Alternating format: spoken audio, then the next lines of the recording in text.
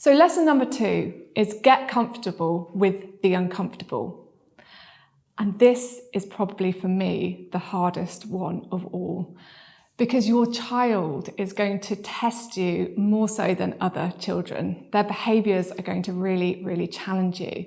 Not only that, but you're also going to be dealing with really uncomfortable emotions that come up within yourself. These might be shame, guilt, fear, anger, and it can be really difficult to process these emotions. And I bear first-hand witness to this. I can honestly say that I've never felt so triggered as I have being a parent to a high needs child. Often it has shattered the illusion that I have of myself as being this kind, generous person. And that can be really, really hard to process.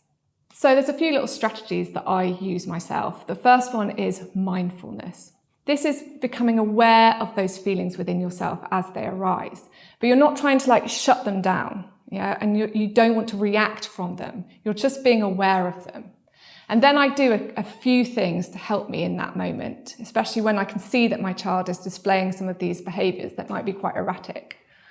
Firstly, the thing that I do is just breathe. Some really good breathing exercises, just in through the nose and out through the mouth, just helping me to stay grounded. The other thing I will do is use certain mantras, and this can stop me going into panic mode.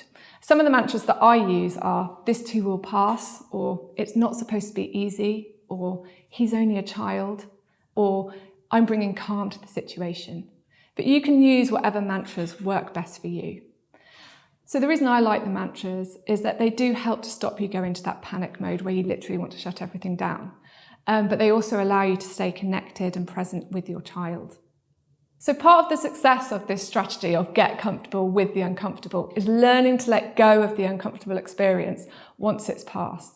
If your child has moved on and is happily playing, but you're replaying that experience over and over in your head, then actually you're going to fall prey to lots of unhelpful thinking habits, particularly the whole classic compare and despair.